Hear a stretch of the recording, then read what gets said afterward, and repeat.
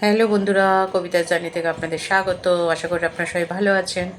আমার ঘরে একটুখানি চিকেন ছিল 500 গ্রামের মতন, তো ভাবলাম একটু কিছু বানিয়ে ফেলি, তাই আপনাদের সাথে শেয়ার করতে চলে এলাম। এটার মধ্যে আদা পেস্ট আছে, রসুন পেস্ট আছে, গোলমরিচের গুঁড়ো আছে, আর নুন আছে। আর একটা লাগবে লেবু, আর হচ্ছে কিছু ধনেপাতা আর একটু আদা কুচি। তো বানানোটা খুবই সোজা, তাই জন্য আমি ভাবলাম যে সোজা জিনিসটা একটু দেখালে পরে আমাদের এখন তো সবারই সময় কম হাতে খুব, তো যেটা চটজলদি হয়ে যায় এবং খুব আহ, মানে লাভদায়ক খাওয়াটা, কেন কি প্রোটিন আছে যেহেতু, সেহেতু সবাই একটু আর চিকেন তো আজকালকার দিনে বাচ্চারা খুবই ভালোবাসে, আর এরমভাবে করে দিলে পরে বাচ্চাদের খুব ভালো লাগবে আশা করি। তো যাই হোক, গোলমরিচটা দিয়ে দিলাম 2 চামচ 500 গ্রাম চিকেনের জন্য। তারপর নুনটা স্বাদ মতন দিলাম। আপনারা আপনাদের ঝাল বুঝে আপনারা গোলমরিচ দেবেন। আর আমি যেহেতু টকটা খেতে একটু পছন্দ করি, টক টক, তাই জন্য আমি একটা গোটা লেবুকে 2 টুকরো করে নিয়ে পুরো লেবুর রসটাই আমি দিয়েছি 2 পিস। তো এই লেবু রস দেওয়ার পরে এবার যেটা করতে হবে সেটা হচ্ছে এই পেস্টটা, এইটাকে গোলমরিচ আর লেবু আর নুন, এই তিনটে জিনিসের মিশ্রণটাকে খুব সুন্দর করে মেশাতে হবে। এই কারণে মেশাতে হবে যাতে চিকেনের ভেতরে খুব সুন্দরভাবে জিনিসটা ঢোকে এবং চিকেনটা একটু নরম হয়ে যাবে। লেবু আছে না, ম্যারিনেট করে খুব সুন্দর টেস্টি জিনিস, মানে ভাল লাগবে। এটা হচ্ছে যারা ডায়েট করে তাদের জন্য খুব ভালো খাবার, একদম মানে 100% যারা ডায়েট করে তারা খেতে পারে। খুব সামান্য পরিমাণ এই তেল, মানে একদমই না দেওয়ার মতনই তেল দিতে হবে ননস্টিকে, তো কোনো অসুবিধা হবে না। অসুস্থ মানুষরাও খেতে পারে, ছোট বাচ্চারাও খেতে পারবে, সবার জন্য ভীষণ ভালো একটা খাবার। আপনারা এটা বানিয়ে দেখে আমাকে অবশ্যই কমেন্ট করবেন, লাইক করবেন, আর পাশে থাকবেন আমাকে এনকারেজ করার জন্য। সাবস্ক্রাইবের বটনটা দাবিয়ে দেবেন প্লিজ। তো এইবার হচ্ছে আমি এটার মধ্যে দেব আদা আর রসুনের পেস্ট, ঠিক আছে, যেটা রেখেছিলাম। পেস্টটা আমি ঘরেই তৈরি করি, তো রেডিমেড না। ওই পেস্ট বানিয়ে রেখে দিই ঘরে আমি। ওই দিয়েই সব রান্না করি, 1 সপ্তাহটা বানিয়ে রেখে দিই। তো যাই হোক, এবার আদা রসুনের পেস্টটা দিলাম, এটাকে ম্যারিনেট করে আমি 30 মিনিটের মতন রেখে দেবো। দিয়ে আপনি যাবতীয় কাজ সেরে নিতে পারেন। তারপরে দেবো এটাকে ফ্রাই করতে। এই চলে এলাম, ফ্রাই প্যানের মধ্যে তেল দিলাম, তবে আমি একটু তেল বেশি দিয়েছি, আমি পছন্দ করি একটু আর কি। যাই হোক, খাওয়াটা খুবই খারাপ, কিন্তু তবু আর কি একটু বেশি তেল দিলাম। দিয়ে এটাকে এভাবে ফ্রাই করবো।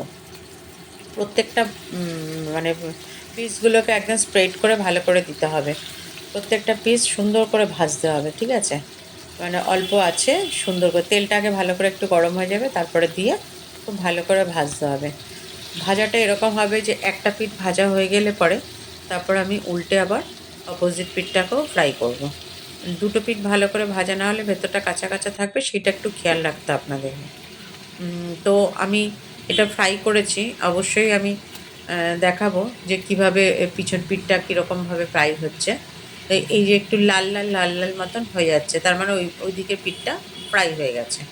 তো আমি ওই চিকেনের পিসগুলো যেগুলো ঘরে ছিল সেগুলো দিয়েই বানিয়েছিলাম। আপনারা চাইলে যে যেরকম সলিড পিস খেতে পছন্দ করেন সেরকমও নিয়ে আসতে পারেন, লেগ পিস খেলে লেগ পিস নিয়ে আসতে পারেন, কোনো অসুবিধা নেই, যার যার পছন্দের মতন। তো প্রত্যেকটা পিস আমি উল্টে নেবো ভালো করে। উল্টে নিয়ে আমার দেখুন, ভালো করে উল্টে নিয়ে এগুলোকে আমি একটু তেল বেশি দিয়েছি, দেখতেই পাচ্ছেন। তেলটা এতটা না দেওয়াই ভালো, কিন্তু আমি একটু পছন্দ করি বলে তাই জন্য দিয়েছি। আপনারা আপনাদের পছন্দ সুবিধা মতন তেল দেবেন। দেখুন এইভাবে আর কি, লাস্টে যখন হয়ে যায় না 2টো পিঠ, তখন এইরমভাবে উল্টে পাল্টে ভালো করে একটু ফ্রাই করে নিলাম। আর আমি সবসময় গরম জল প্রেফার করি রান্নার জন্য, তাই জন্য আমি আলাদা করে একটু কাপের মধ্যে গরম জল করে রেখে দিয়েছিলাম। তো এবার যেটা করব, এর মধ্যে আমি জলটা দেব, গরম জল দিয়ে দিলাম। গরম জল দিয়ে এটাকে ভালো করে নাড়িয়ে চাড়িয়ে ঢেকে দেবো। ঢেকে দিয়ে অ্যাকচুয়াল ব্যাপারটা কিছুই না, ব্যাপারটা হচ্ছে শুধু চিকেনটাকে ম্যারিনেট করে রাখা, এটাকে ফ্রাই করা, তারপরে গরম জল দিয়ে এটাকে ভালো করে ফোটানো। এটাই হচ্ছে মেইন ব্যাপার। এটার জন্য কোনো বিশেষ সময় লাগবে না, খুবই অল্প সময়ের মধ্যে খুব সুন্দর স্বাস্থ্যকর একটা খাবার।